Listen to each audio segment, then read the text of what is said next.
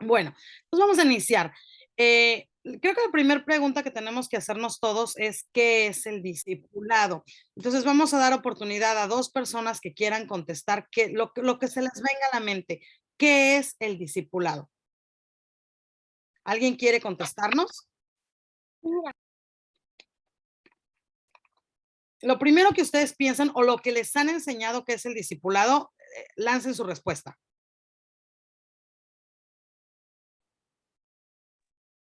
Pues es el hecho de llevar a una persona, no nada más darle una clase, sino llevarlo de manera constante a lo largo de su vida en el conocimiento del Señor Jesucristo. Muy bien, gracias, hermano Gonzalo. ¿Alguien más quiere decirnos qué le han enseñado o qué ha aprendido o qué piensa que es el discipulado?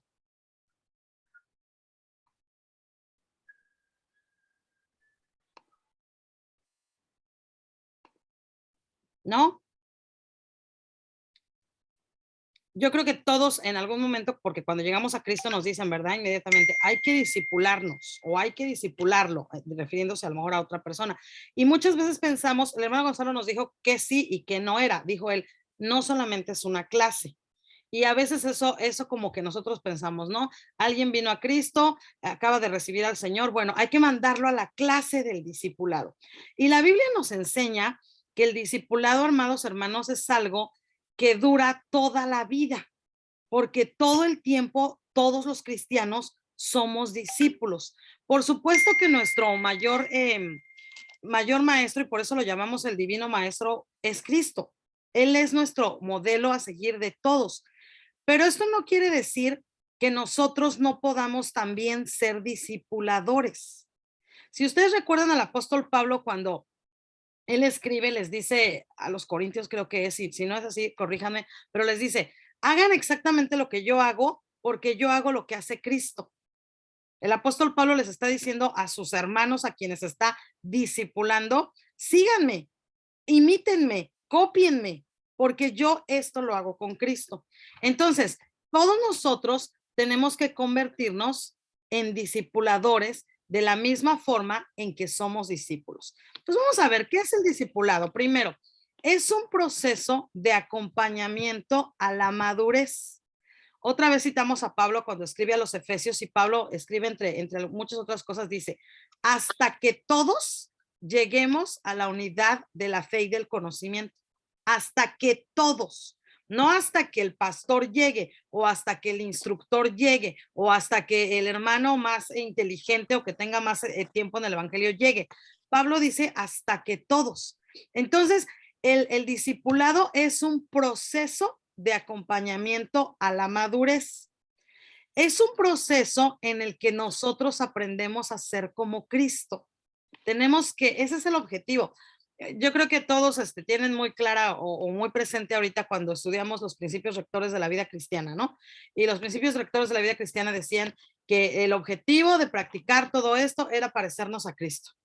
Y son 18 cosas que se dice sencillo, pero la verdad es que no es nada fácil llevar a cabo los 18 principios rectores. O sea, yo creo que si nos hiciéramos un examen, ¿no? Levanta la mano el que practica diariamente los 18 principios rectores. Pues saldríamos bastante mal, bastantes de nosotros, porque son cosas en las que tienes que poner todo el esfuerzo todos los días, ¿no? Por ejemplo, la paciencia, algo que tanto trabajo nos cuesta a todos, la paciencia. Y apúrate y rápido y que esto se haga de volada. Y es un principio rector. Y sin embargo, todos los días tengo que recordarme a mi cabeza y a mi corazón y a mi carácter. Hey, tienes que aprender a ser paciente. Entonces, es un proceso de acompañamiento a la madurez.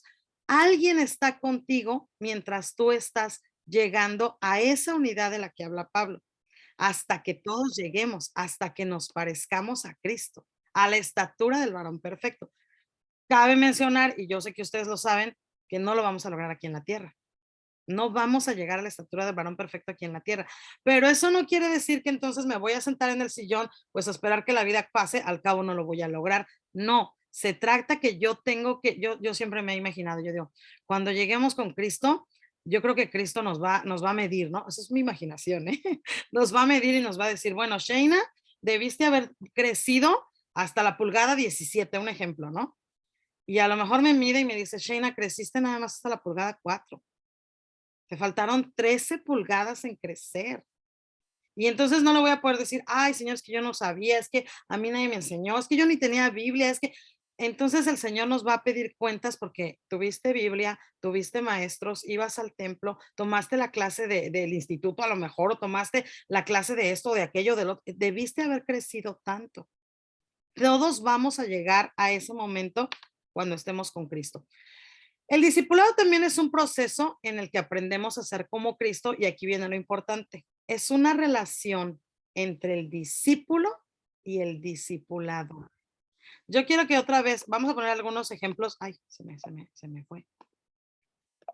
Pero sobre todo vamos a poner mucho como ejemplo al apóstol Pablo, porque es lo que más tenemos en el Nuevo Testamento como ejemplo, ¿no? El apóstol Pablo se preocupaba por todas las personas por quienes en donde había sembrado el evangelio. Y cuando ya no estaba cerca, les escribía. Y luego también a través de otros, ¿no? ¿Se acuerdan cuando le dice a Timoteo o a Tito? O sea, mándame los informes. O sea, eso no lo dice la Biblia, son mis palabras, pero mándame los informes de los hermanos. O sea, es una relación entre el discípulo y el discipulador. Ahorita vamos a dar chance de preguntas, ¿eh? ¿Cuáles creen que deban ser las características del discipulador? ¿Cuáles creen que deban ser las características del discípulo y cuánto tiempo creen que debe durar el discipulado? Aquí creo que ya contestamos la de cuánto tiempo debe durar el discipulado y dijimos que toda la vida. El discipulado dura toda la vida. Pero, ¿cómo se lleva a cabo ese discipulado que dura toda la vida? O sea, nada más voy al templo y oigo el sermón y ya. O sea, ¿cómo se lleva a cabo ese discipulado que dura toda la vida? Eso es lo que vamos a ver. Vamos a ver las características del discipulador y las características del discípulo. El discipulador debe ser paciente, porque el discipulado no es un proceso que sea rápido. A veces nosotros, por eso les digo que a veces lo confundimos mucho y decimos, vamos a la clase del discipulado, ¿no? ¿Cuánto va a durar la clase del discipulado? 6 meses. En 6 meses el hombre o la mujer se vuelve discípulo. Discípulo es el momento que recibes a Cristo. En ese momento te vuelves discípulo. Y la madurez la vas a llegar a tener cuando estés con Cristo. Pero todo tu caminar en esta tierra es parte de tu aprendizaje y de tu discipulado. Entonces, el discipulador primero debe ser paciente. Si yo voy a discipular, por ejemplo, vamos a poner el ejemplo más obvio, ¿verdad? Yo voy a discipular a mis hijos. Tengo 2 hijos. A lo mejor hasta que lleguen ellos a la madurez, pues no me voy a tardar 2 años, ni 3 años, ni 4 años. A lo mejor me tardo 10, 15, 20 años. No sé cuánto tiempo voy a tardar. Ay, por ahí alguien tiene prendido su micrófono, porfa, les pido que lo silencien.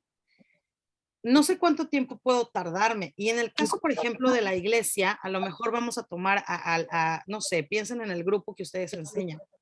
Y ustedes están enseñando a esos niños o secundarios, intermedios, en ese proceso de discipulado, que puede ser largo. Segundo asunto, tenemos que respetar las etapas de la madurez humana. No es igual el discipulado para niños que el discipulado para jóvenes.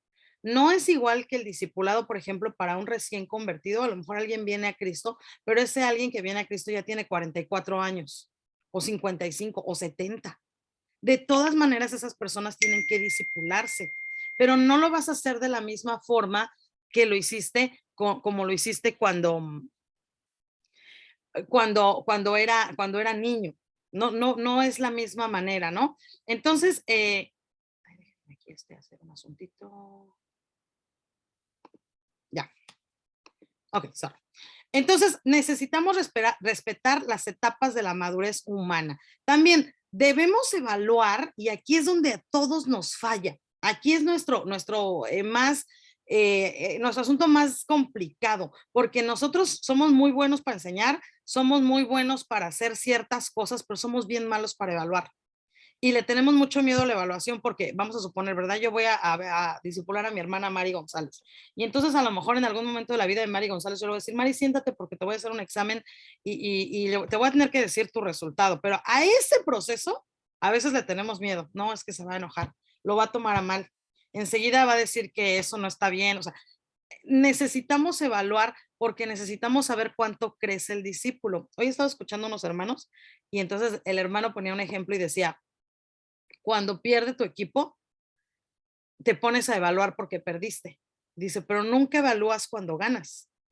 Cuando ganas, nunca se sienta nadie a evaluar el equipo ganador. Nunca dice, ay, ¿por qué gana? No, o sea, celebramos bien, genial. Y dice, pocas veces, o más bien, aprendes más cuando pierdes que cuando ganas. Porque cuando pierdes, te sientas a evaluar tus errores. Y cuando ganas, si tienes errores, ni los ves porque estás eufórico celebrando la victoria. Pero cuando pierdes, te sientas a evaluar. Entonces, tenemos que tener estas tres cosas bien presentes. Todos, bueno, y ahorita vamos a ver también ese asunto, nos tenemos que volver discipuladores. Número uno, ser pacientes. Va a haber momentos en el que tu discípulo se va a caer y tienes que ayudarlo a levantarse. Y a lo mejor vas a decir, ya le dije 7 veces este asunto, ¿no? Batalla con este asunto y sigue en el mismo hoyo, pero necesitas ser paciente. 2, respetar las etapas de la madurez humana. Ahorita andamos un poquito más en esto. Y 3, tienes que evaluarlo, tienes que ponerte metas. Un ejemplo, ¿qué vamos a lograr con el grupo de secundarios, por ejemplo, verdad? A lo mejor parte del discipulado, porque sí tiene que ver con las clases y la enseñanza, eso sí, ¿eh? Entonces, una de las partes del discipulado es en este ejemplo. Vamos a enseñar, por ejemplo, los principios, los atributos de Dios, un ejemplo, ¿verdad? No se lo saben los chicos. Entonces, ok, esa es una de nuestras metas. ¿Para qué nos vamos a estudiar los atributos divinos? Ah, bueno, pues para conocer a Dios y para que tú le pidas ayuda en el momento que tienes la necesidad, por ejemplo, de conocer a un Dios bueno. O a lo mejor tienes un problema muy grave y entonces necesitas conocer a un Dios que todo lo puede, al Dios omnipotente. Y esas son metas que te vas poniendo. Pero después vas a evaluar. Bueno, Juanito aquí tuvo una situación bien dura de enfermedad, ¿no? A lo mejor tuvo cáncer, un ejemplo.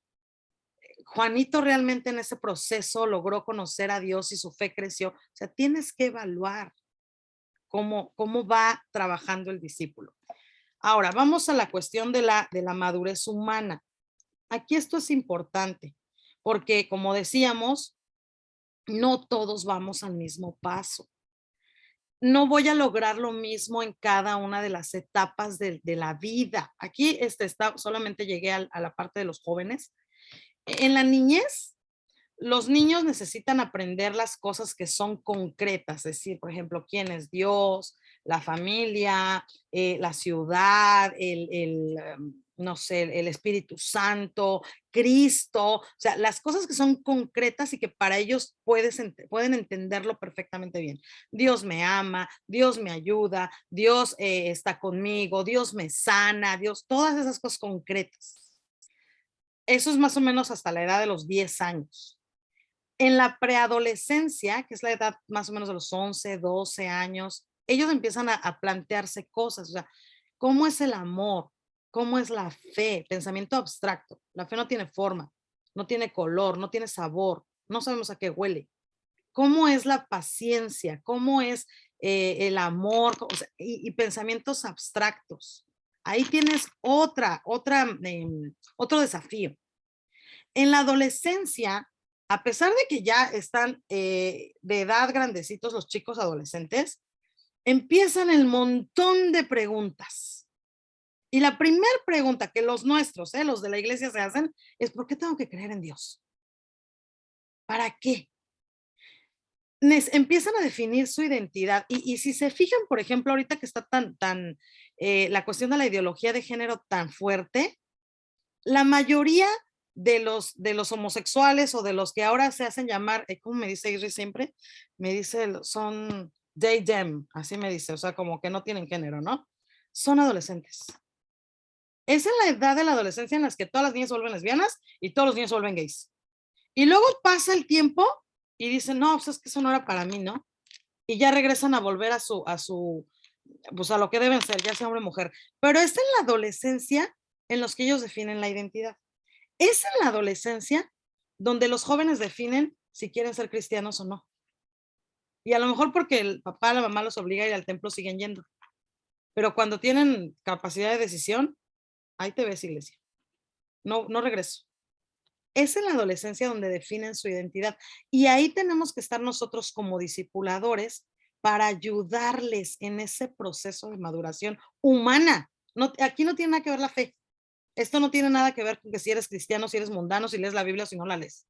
Esta es una cuestión de madurez humana. Todos los adolescentes, los cristianos y los no cristianos, pasan por este proceso. Entonces, en la adolescencia necesitamos acompañar al chico para decirle, bueno, vamos a definirnos como personas y sobre todo defínete como hijo de Dios. ¿Quién es Dios? ¿Quién eres tú? ¿Qué quieres? ¿Qué vas a lograr? Y quiero que sepas lo que Dios quiere para ti. Hay un ejemplo, yo cuando lo escuché a mí pues me llegó mucho, ¿no? Yo creo que todos conocen, si no de así personalmente, a este varón, Marcos Barrientos. Marcos Barrientos es un cantante, ¿no? Y Marcos Barrientos, independientemente de que si te gusta o no su música, pero Marcos Barrientos, yo una vez escuché su testimonio y dice que cuando tenía 16 años, él era un muchacho con muchos problemas de dinero, problemas económicos. Dice que pues no rayaba en la pobreza extrema, pero pues sí había muchas situaciones de falta de dinero en casa. Y entonces él muchas veces tuvo hambre porque no había para comer en su casa. Y dice que había un joven mayor, como de unos 24, 25 años, que todos los días lo invitaba a tomar un esquimo. Todos los días. Ahí en la Ciudad de México, pues los que somos de allá entienden esto, ¿no? Hay puestecitos ahí fuera del metro donde venden licuados y te los dan así como de frutas o de todo lo que tú quieras y son de leche y entonces cuando lo tomas, pues es algo que cae pesado en el estómago. Eso es un esquimo. Y entonces dice Marcos Barrientos, todos los días, no faltaba un solo día que él no me invitara a un esquimo. Y como yo tenía hambre, yo iba. Dice, y cuando estábamos esperando que nos dieran el esquimo y cuando nos lo estábamos tomando, él me hablaba de Cristo. Y las primeras veces, la verdad, dijo, yo iba por el esquimo porque yo tenía hambre. Pero después yo lo empecé a escuchar y yo estaba dispuesto a hacer lo que él me pidiera porque me estaba ayudando en otra situación, en una necesidad humana. Él tenía hambre. Y sin meternos en cuestiones de doctrina, ni mucho menos, vamos a analizar el impacto que Marcos Barriento ha tenido para el mundo cristiano. Ha sido un hombre que ha aportado cosas al mundo cristiano. Si no hubiera sido porque un joven dedicó tiempo con este muchacho que no era nada, que no era nadie y que solamente tenía hambre y por supuesto no tenía dinero para pagar su esquimo, no hubiera un Marcos Barrientos hoy que aporta al mundo cristiano. Entonces, hermanos, el proceso de discipulado, me voy a regresar aquí tantito, el discipulador debe saber y debe tener claro que tiene que invertir tiempo y tiempo de calidad en aquella persona a quien está discipulando. Y entonces esto nos remonta. No puedo limitar el discipulado a la clase de media hora a la semana, por ejemplo, que las tengo en el templo, ¿no? O sea, no puedo decir, bueno, los miércoles vamos a discipular a los muchachos o a los niños o a los jóvenes. No, no se puede así. Y tampoco puedo yo decir, bueno, voy a volverme el discipulador de 75 personas, porque las personas requieren tiempo personalizado. Y entonces aquí, esto nos lleva, miren cómo nos va llevando cadenita, cadenita, cadenita. Y esto es muy bueno, ¿eh? A lo mejor voy a llamar a otro de ustedes, ven a ayudarme y vamos a comprometernos a discipularlos. Pero ¿qué crees? Que no nos alcanza, llamemos a otro y llamemos a otro y llamemos a otro. Y entonces de repente ya no es un discipulador, ya es un grupo de discipuladores comprometidos para discipular a alguien. Así es como vamos a ir logrando, otra vez, siendo pacientes. Puedo tardarme. Y habrá discípulos que avancen más que otros, ¿eh? Respeto las etapas de la madurez humana. A mí me tocó discipular a los de 7 y a ti te tocó discipular a los de 12 y a otro le toca discipular a los de 15 y todos son distintos. Evaluar cuánto ha crecido el discípulo.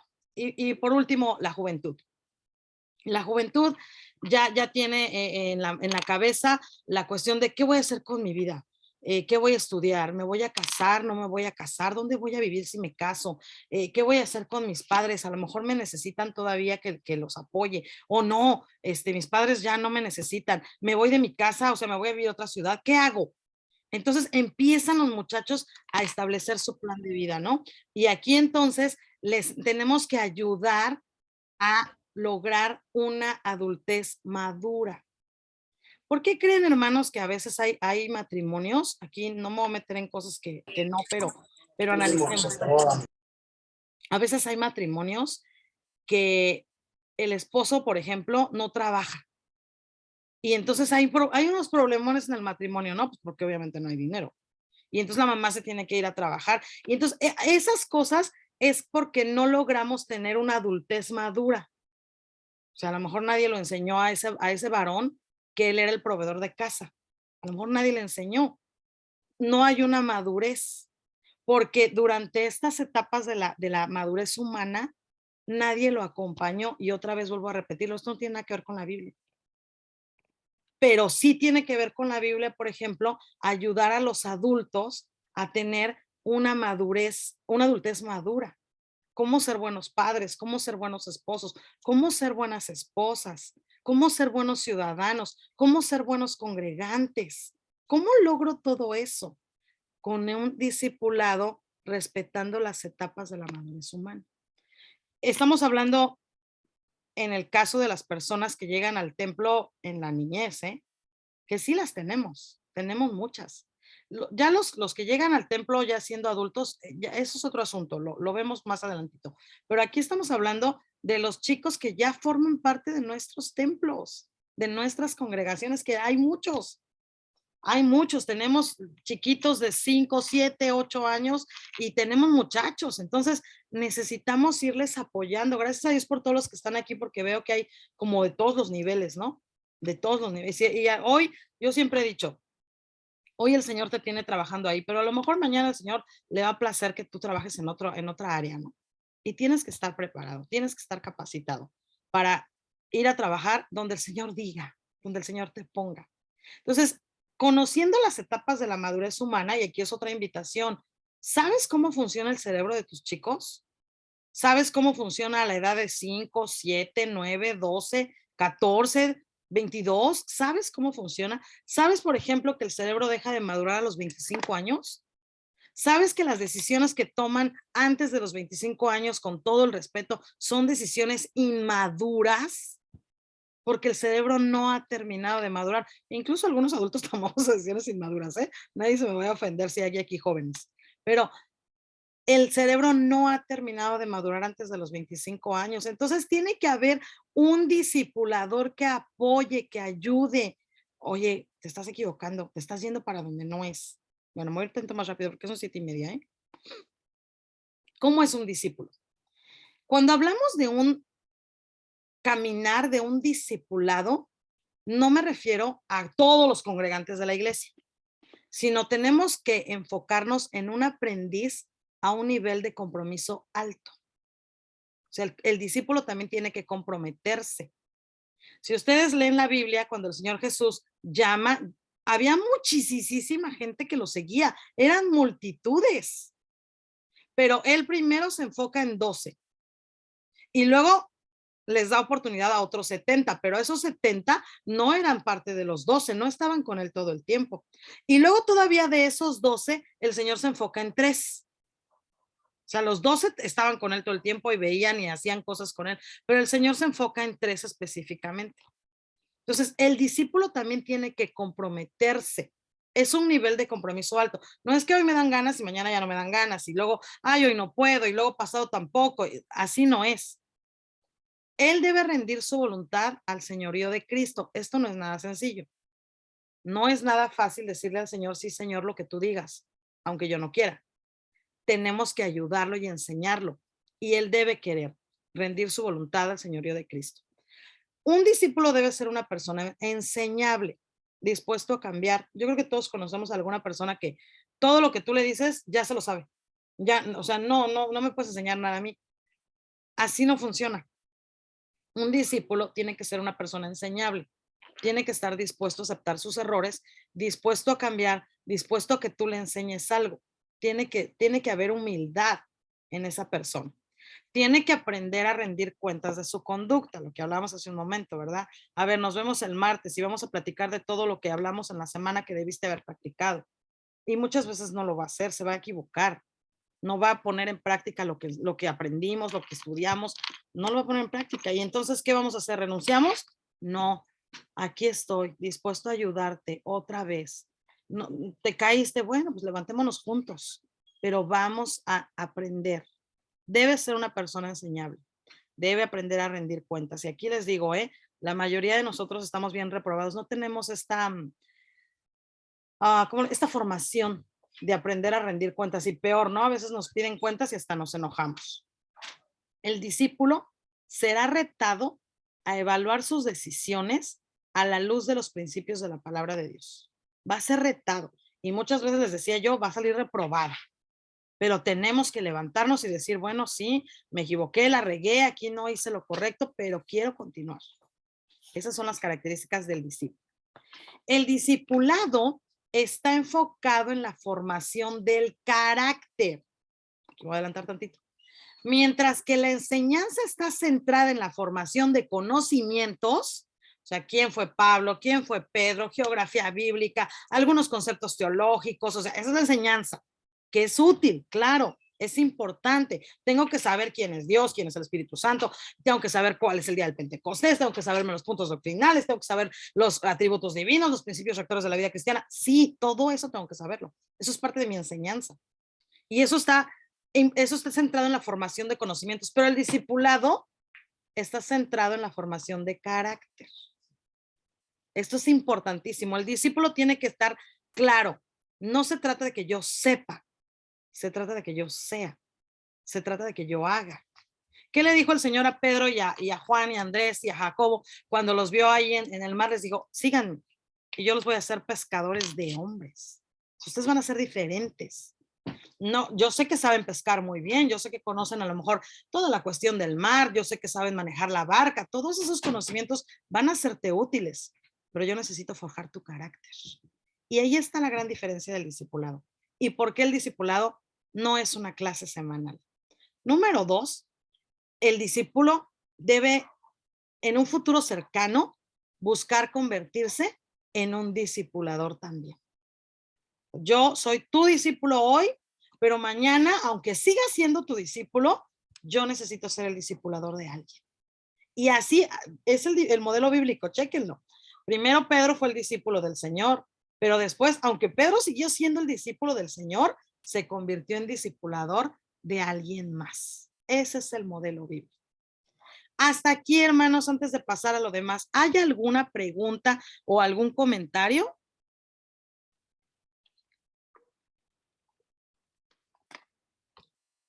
Algo que alguien quiera decir, algo que no se quedó claro, algo que no expliqué bien, o algún comentario que quieran hacer hasta al respecto. Hermana, bueno, es pregunta, comentario. Pero entonces parte del discipulado sería el proceso por el que pasan las distintas, vamos a llamarlo, miembros de la iglesia en los distintos grupos. Bueno, sé que es un poco complicado con la clase general, pero por lo menos en la clase general pertenecen al grupo de la iglesia general y pertenecen ya sea a la vanguardia o a la fraternidad de varones, donde se da seguimiento a ese crecimiento que van teniendo. O sea, una vez que han tenido como que vamos a llamarlo el primer empujón, que es el curso de discipulado, ahí se les sigue dando seguimiento, ¿no? Debe seguírsele dando. Y aquí es, por ejemplo, donde yo les digo, necesitamos comprometernos como discipuladores. O sea, esto es así de Sheina con Juanito, de Sheina con Daniel, de Sheina, no de Sheina con la gente, sino que debe ser una relación de discipulador-discípulo. Porque si miren, y cómo es diferente el trabajo del pastor en general, ¿no? Porque el pastor tiene otros trabajos y el pastor está a cargo de la congregación. Pero en este caso, por ejemplo, vamos a poner el ejemplo más claro, ¿no? Sheina Gonzalo, ella es su discipuladora. Y entonces yo voy a llamarle a Gonzalo a lo mejor diario. Y a lo mejor me voy a ver con Gonzalo los martes, ¿no? Solamente con Gonzalo. Gonzalo, ¿cómo te fue, por ejemplo, con la paciencia esta semana? ¿Cómo te fue con el enojo esta semana? Vamos a analizar tu relación de trabajo, vamos a analizar tu relación con tus hijos. Ese es el trabajo del discipulador. Y aunque nos vemos en clase, y en la clase está Gonzalo, está Juan, está Pedro, está Lucas, está Antonio, en la clase. Ahí aprendemos, ahí está la enseñanza, ahí aprendemos qué es la paciencia, por ejemplo.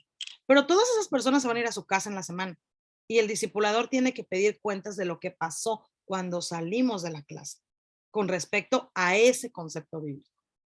Entonces, si analizamos realmente, amados hermanos, hemos hecho el discipulado a medias. Hemos hecho el discipulado a medias porque yo sé que todos los que estamos aquí somos gente esforzada y yo sé que ustedes han puesto mucho empeño en su trabajo como instructores, pero muchas veces salimos del culto y nos vemos hasta el otro culto. Y es ahí como que donde no hemos completado el circulito. Y yo le comentaba hace unos días a algunos hermanos, veamos el resultado que tenemos hoy en día. Muchos de nuestros muchachos ya no están en la iglesia, muchachos que vimos cuando eran niños. ¿Dónde están? En el mejor de los casos están en otras iglesias, gracias a Dios, pero en algunos casos se fueron al mundo. Y entonces a mí eso sí me da mucha, no sé qué me da, y me da mucha responsabilidad ante el Señor, porque yo le digo, hay algo que yo pude hacer y no hice. Y por eso esta inquietud que a mí me surgió de compartir esto con ustedes, por supuesto que no es algo que nació en mi cabeza, ni mucho menos, ahorita les voy a dar alguna bibliografía, pero creo que es algo que debemos poner en práctica, porque aunque nos hemos esforzado, no hemos completado el círculo del todo. Entonces, sí, hermano Gonzalo, la clase general, digamos, es importante, todo es importante. El ir al culto, el alabar al Señor, el orar juntos, todo eso es importante, pero debo salir del salón de clases y ocuparme de mis discípulos. Y entonces aquí hay otro asunto. No puedo ocuparme a lo mejor de más de 3 discípulos. No puedo. El tiempo no me lo permite y ellos requieren una relación personalizada. Por eso debemos trabajar en conjunto. Si tienes un grupo de 15 muchachos, pues ayúdate de otros hermanos que estén comprometidos a ser discipuladores de esos 15 muchachos y cada quien agarre 2 o 3. No puedo comprometerme a discipular a 50 porque es un proceso largo. Y algunos, por ejemplo, imagínense, vamos a discipular a los niños y discipular a un niño que tenga 7 años, pues para empezar de que llega a la madurez humana, pues me va a llevar otros 8 o 10 años. Y entonces, ¿qué voy a hacer en todo ese tiempo? Pues si el Señor me lo permite, acompañarlo. El Señor nos permite acompañar a los niños así y entregarlos a lo mejor al Señor, por supuesto, ¿verdad? A los 25 años, decirle, bueno, Señor, pues aquí está el discípulo, ¿verdad? Lo formé. Me tardé 20 años en formarlo, pero aquí está. Y qué bonito será ese trabajo, ¿no?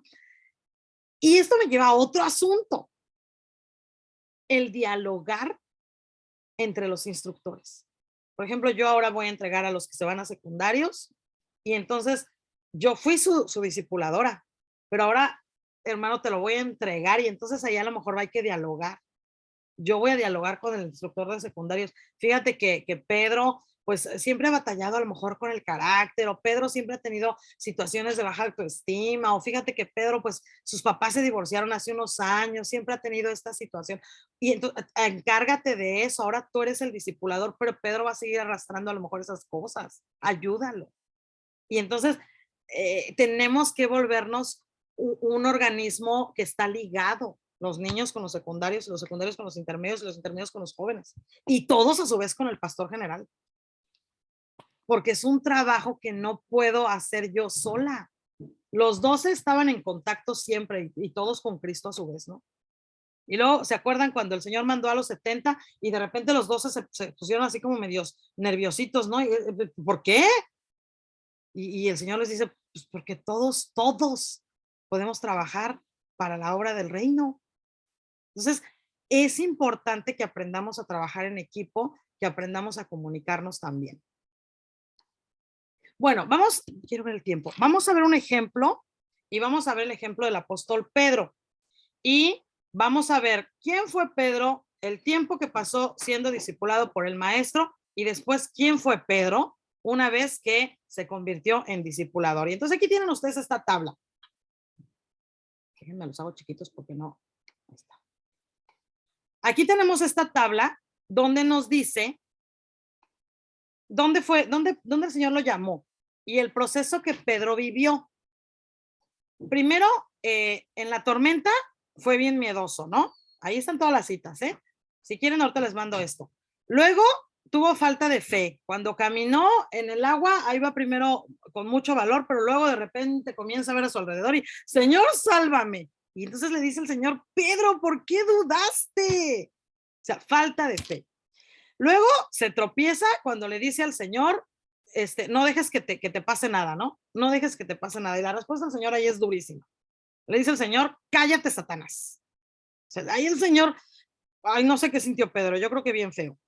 Pero ahí Pedro tiene un tropiezo. Luego es un hombre impulsivo. Saca su espada y le corta la oreja a ese pobre hombre, ¿no? Ahí vemos otra vez. Y luego se vuelve cobarde. Cuando el Señor le dice, no es cierto, cuando otros le dicen, tú estabas con él, tú lo conocías, hablas como él, se vuelve cobarde y hasta se vuelve mal hablado, ¿no? Porque dice la palabra del Señor que empieza a decir un montón de cosas indebidas. Ese era Pedro. Después, o sea, caminó los 3 años con el Señor o un poquito más y después vamos a ver a un hombre que pasó ese proceso de discipulado y esta imagen es muy, muy interesante. A mí me parece una de las más hermosas de toda la Biblia, ¿no? Cuando está el Espíritu Santo descendiendo sobre la gente y de repente todos empiezan a decir, aquellos están borrachos y este hombre se levanta y dice con toda autoridad, no están borrachos. Lo que acaban de ver es el cumplimiento de la profecía del profeta Joel y empieza a dar un sermonazo, y ustedes pueden leer en el libro de los Hechos, que no se parece en nada al hombre anterior, al hombre miedoso, al hombre cobarde, al hombre impulsivo, no se parece en nada. Luego lo vemos en la puerta de la hermosa diciéndole a un hombre cojo de nacimiento, no tengo oro ni plata, pero lo que tengo te doy. En el nombre de Jesucristo, levántate y anda. Luego lo vemos dispuesto a padecer. Hay una, bueno, aquí está una cita, ¿verdad? En Primera de Pedro, pero después hay otra cita en Segunda de Pedro, donde dice que el Señor le dice que ya se va a morir. El Señor le dice, te vas a morir ya. Y ahí busquen la Segunda de Pedro, ¿eh? Y entonces Pedro por eso escribe la carta, por eso escribe Segunda de Pedro, porque dice, bueno, ya me voy a morir. Tengo que decirles a mis hermanos y todo lo que escribe en Segunda de Pedro. Es otro hombre. Lo vemos resucitando, perdón, a Tabita. Otro hombre completamente diferente. Vemos, ay, aquí ya se me tapó otra vez, déjenme, los quito a ustedes, ¿eh? Aquí está. Vemos entonces la formación del carácter cristiano. Analícenlo por un momento. El primer Pedro se parece a muchos de nosotros. Así somos todos. Somos muy, muy parecidos al primer Pedro. Pedro pasa un proceso de discipulado, en este caso sí fue pues muy, muy marcado, 3 años y medio, pero con el mejor de los maestros. Y después, ¿quién es Pedro, no?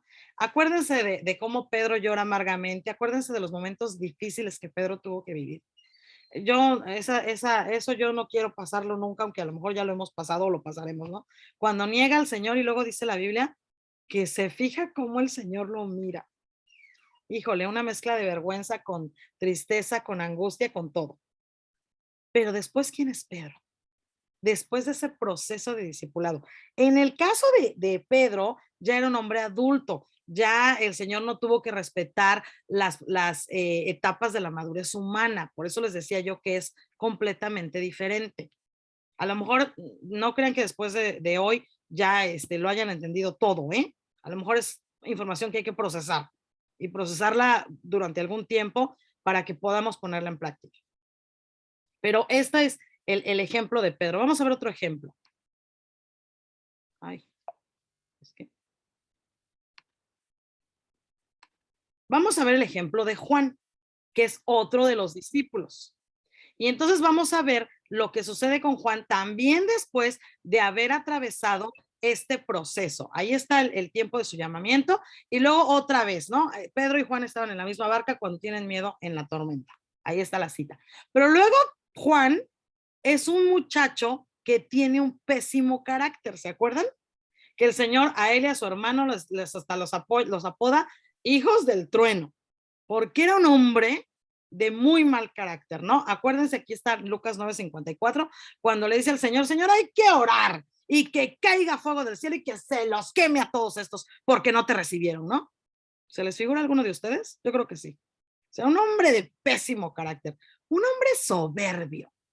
Era Juan un muchacho y sin embargo era un hombre soberbio. O sea, yo me quiero sentar junto a ti en el cielo. O sea, denme chance, ¿no? Ese es mi lugar. Este era Juan. Y en ese proceso, miren en lo que se convierte. Ya no era un hombre soberbio, se vuelve un hombre humilde.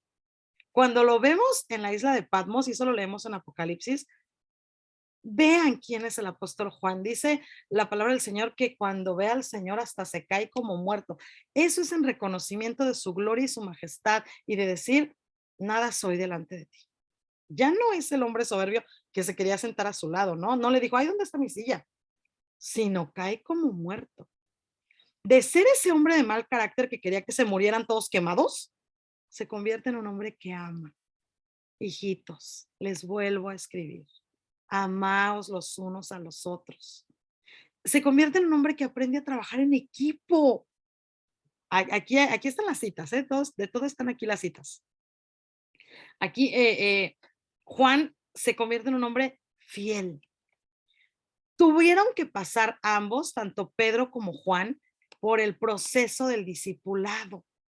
En el caso, vuelvo a repetir lo de ellos, bueno, fue un discipulado relativamente corto, solamente duró 3 años, pero es que tenían el mejor de los maestros. En nuestro caso, a lo mejor nos vamos a tardar un poquito más, porque además, vuelvo a repetirlo, ellos ya, Juan no, Juan yo creo que era bastante más joven, pero Pedro quizás ya había completado la edad de los 25 años, ya había llegado a la edad maduramente humano hablando, o sea, su cerebro ya había terminado de formarse. En el caso de Juan, yo creo que no, yo creo que todavía era bastante más joven. Quizás Juan tendría, eso es mi idea, ¿eh? O sea, si ustedes tienen otra, it's okay. Yo pienso que Juan tendría a lo mejor como unos 17 años. Eso es lo que yo pienso, que tendría como unos 17 años. Entonces todavía le faltaba. Juan todavía estaba en ese proceso de maduración. Y hermanos, esto es algo muy bueno para nosotros, los que somos instructores de jóvenes para abajo, porque ellos están en formación, ellos todavía son enseñables. Con los adultos nos cuesta ya más trabajo, pero los muchachos, los niños, los secundarios, ay, me dice que no, aquí están, ¿verdad? Todavía. Sí, es que me dice que se me Sí, había aquí cerrado. estamos, sí. Ay, sorry. Amén, aquí estamos. Es que me llegó como un aviso que se había cerrado la sesión, pero ok, ya estamos casi al final.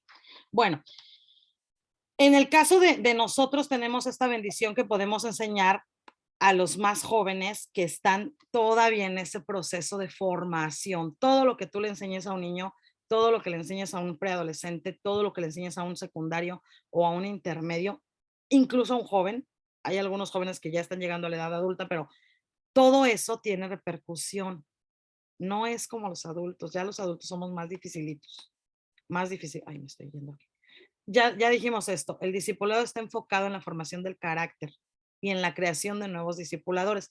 Y aquí hago este asunto porque los de arriba, los de la etapa de arriba, nos pueden ayudar a discipular a los de abajo, claro que siempre con una supervisión de un discipulador maduro. Pero, por ejemplo, tú puedes pedirles a los chicos más grandes, a los primarios B, por ejemplo, que te ayuden con el discipulado de los parvulitos. Puedes pedírselos, tienes esa bendición de otorgarles esa responsabilidad. Tienes que estar atrás, claro. Puedes pedirle a los secundarios que te apoyen con el discipulado de los primarios. Puedes pedirle a los intermedios que te apoyen con el discipulado de los secundarios y a los jóvenes con el discipulado de los intermedios. ¿Por qué? Porque acuérdate que el discipulado no se da en un salón de clases. El discipulado se puede dar en el parque. El discipulado se da cuando comemos el talento. El discipulado se da en un juego de básquetbol. El discipulado se da a lo mejor en una salida en el carro, vamos a ir a un lugar y entonces se van 7 muchachos en el carro y a lo mejor ese viaje nos ayuda para esa plática que me lleva a discipular. Entonces, si yo que tengo un grupo de jóvenes los discipulo, pero también me enfoco en crear en ellos discipuladores, ellos van a hacer ese trabajo. Este tiene 2 objetivos. Tengo que enfocarme en la formación de carácter, pero también en la creación de nuevos discipuladores. Esto es importantísimo. Y bueno, son 10 para las 8. Me voy a ir, bueno, yo quería terminar hoy, no va a ser posible. Yo creo que nos vemos el próximo lunes, igual a las 7, para que podamos terminarlo. Y miren, hermanos, algunas de las cosas que vimos en este curso, voy a dejar de compartir la pantalla, las tomamos de este material. Este material se llama Proyecto Discipulado y precisamente está enfocado en las 4 etapas humanas. Yo ahorita nada más tengo 3 libros, me falta uno, pero hay discipulado, por ejemplo, para los adolescentes, hay discipulado para los niños, hay discipulado para los jóvenes y hay discipulado para los preadolescentes, que vendrían siendo más o menos como los primarios B, lo que para nosotros en la iglesia son primarios B. Algunas cosas las tomamos de este material, no, ya les dije que no todo salió de mi cabeza, ¿eh? Y en realidad, bueno, las cosas salieron de la Biblia, ¿verdad? Pero este es un muy buen material que nos puede ayudar. Viene además lo llama principios, o sea, como para entender lo que es el discipulado, y luego vienen 10 lecciones para que pongan en práctica con sus muchachos, ¿no? Entonces, bueno, esto les comparto. Y la próxima semana, si alguien lo quiere adquirir, bueno, lo pueden adquirir donde quiera, se vende en cualquier lado, o nosotros también lo tenemos a la venta aquí en la librería si alguien lo quiere adquirir. Y la próxima semana vamos a ver, déjenme volverles a compartir la pantalla, vamos a ver una parte, eso sí es tomado 100% del libro, que se llama El principio del espejo. Entonces, esto lo vamos a ver la próxima semana, además de otras cosas que vamos a ver, pero eso del principio del espejo sí es definitivamente tomado 100% de este material. Si alguien lo quiere adquirir en el curso de la semana, pues bueno, bienvenidos. Igual si no lo quieren adquirir, no se preocupen, ¿eh? O sea, no lo necesitan para discipular. No necesitan un libro para discipular. Necesitamos a Cristo, necesitamos su palabra y necesitamos comprometernos para poder discipular a quienes tengamos a nuestro cargo, ¿no? No sé si alguien tenga alguna pregunta, nos quedan algunos minutitos o un comentario.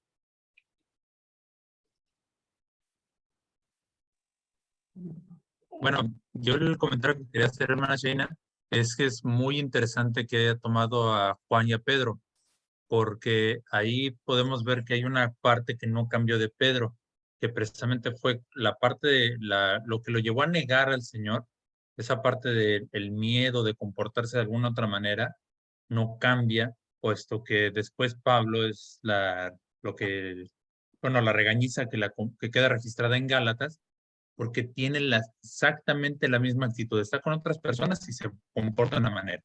Están otros y cambia su forma de ser. A diferencia del apóstol Juan.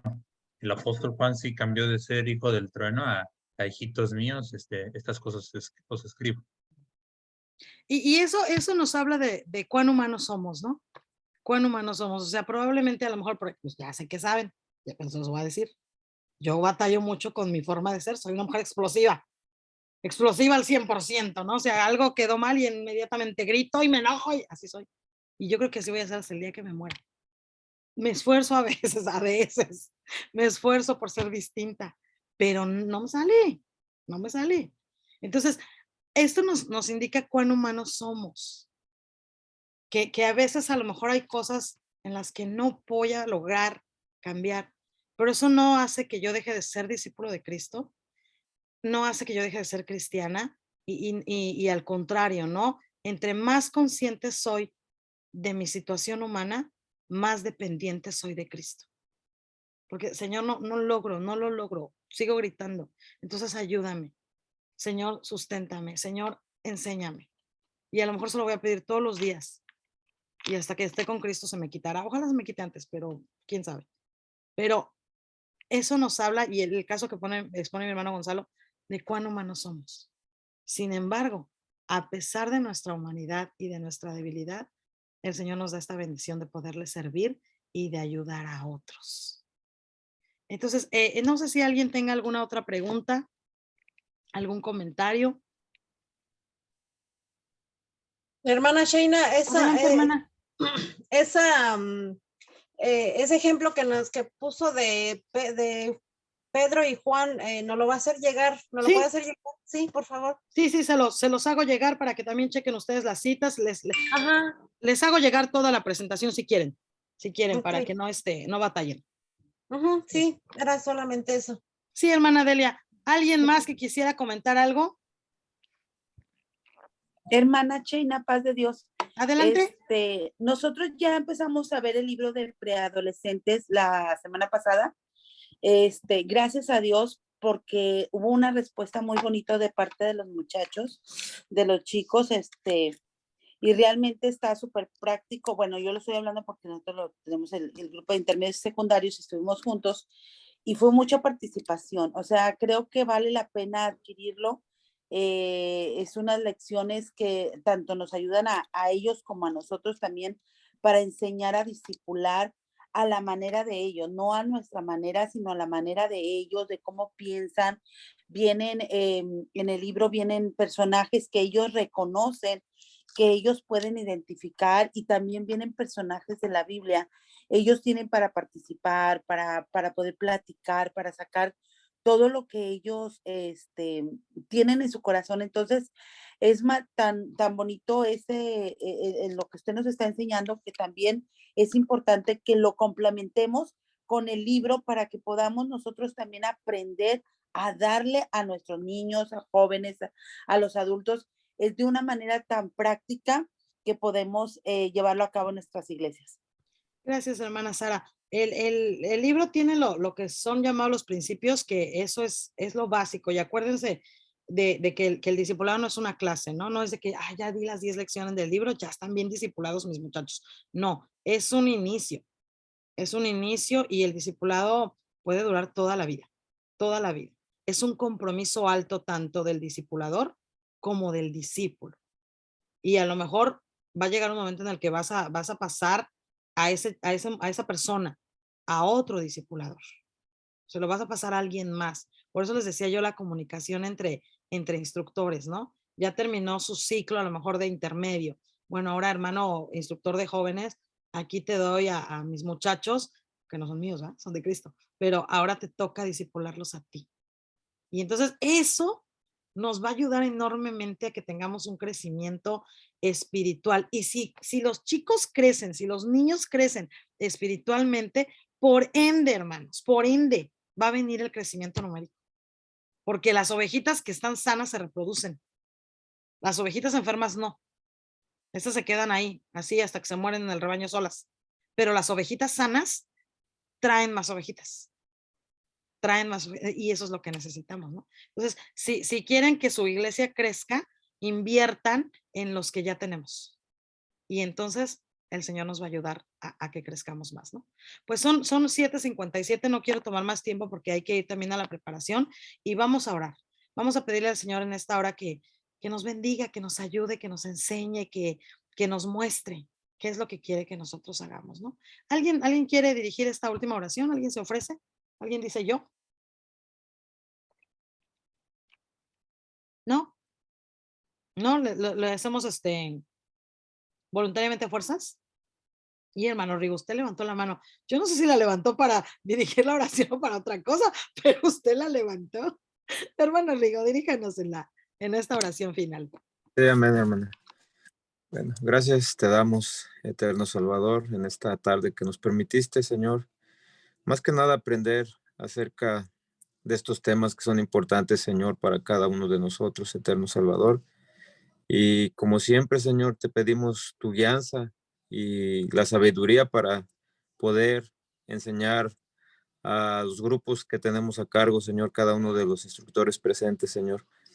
Ponemos en tus manos esta clase, Señor, y la del próximo lunes, que también, Señor, haremos presencia, Señor, y que lo más importante, que lo pongamos por obra, Señor, sabiendo que todo trabajo que hagamos no es en vano, Señor, y que tomemos también las responsabilidades que tenemos a cargo cada uno de nosotros, Señor, y bendice la vida de cada uno de mis hermanos, Señor, y su disposición, su tiempo, y bendigas el ministerio que tienen a cargo, Señor.